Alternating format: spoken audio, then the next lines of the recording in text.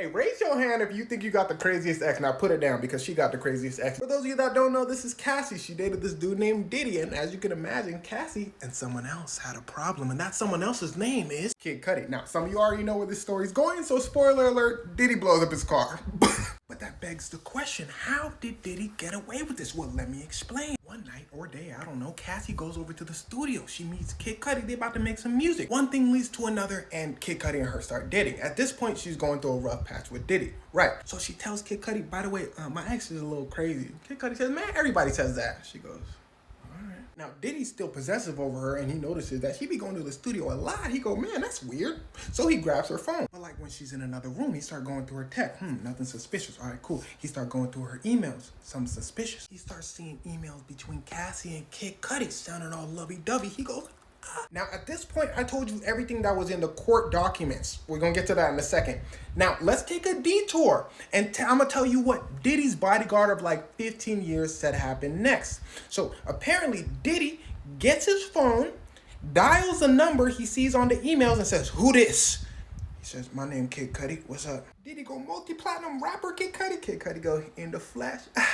Diddy go, I'm coming to your house. So Diddy goes over to Kid Cudi's house, and he wasn't there to talk. But Kid Cudi was not there, and Diddy goes back home to confront Cassie. Now, back to what's in the court document. Diddy then grabs a corkscrew and lunges at Cassie. Now, Cassie was able to escape, and she runs over to Kid Cudi's house.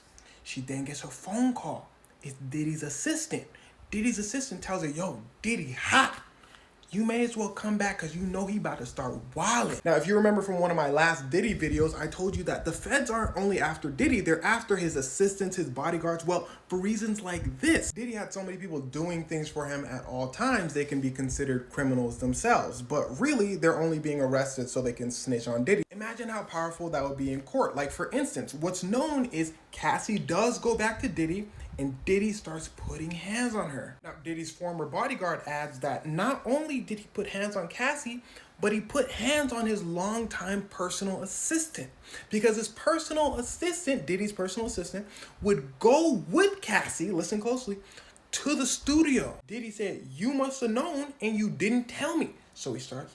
Now, that part of the story is not confirmed, but let's just say his assistant quits around this time, signs an NDA, and gets $450,000 from Diddy. But anyway, a whole year goes by. Diddy and Cassie are at Fashion Week, and Diddy goes, you know, this is magical.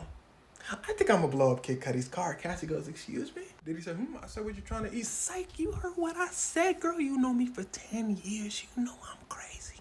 But what if I tell you, however crazy you think Diddy is, he's crazier. He then tells Cassie that the only way he's gonna do it is if Kid Cudi and his friends are home so they can all witness his car blowing up. Diddy, as well as somebody who works for Diddy, then goes over to Kid Cudi's house.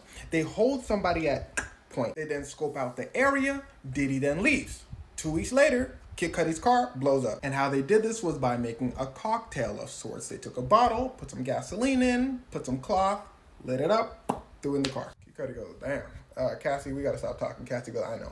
Now, here's the craziest part. Diddy then goes around bragging about it. This is why for the past decade, everyone, including myself and probably you, knew that Diddy blew up Kid Cudi's car. But how did he get away with it, you ask? Well, because Diddy blew up Kid Cudi's car. Does that sound believable to you? If you really think about it, then it should sound believable because a famous rapper gets his car blown up, police do an investigation, then nothing happens, and only someone powerful can make nothing happen. But that doesn't necessarily mean that he just paid people off. Another way powerful people get away with things is because during court, you have to prove that this person did it. And if that person's a billionaire with the best lawyers in the world, then you're probably not gonna win, so you might as well give up. But little did Diddy know that this would come back to bite him. Everything I just told you was under the lawsuit that Cassie hit him with. Kid Cudi comes out and says, yes, all of that did happen. So when Diddy tries to get bail for everything that's happening right now, they tell him no. He says, why? They said, you blew up a man's car. No.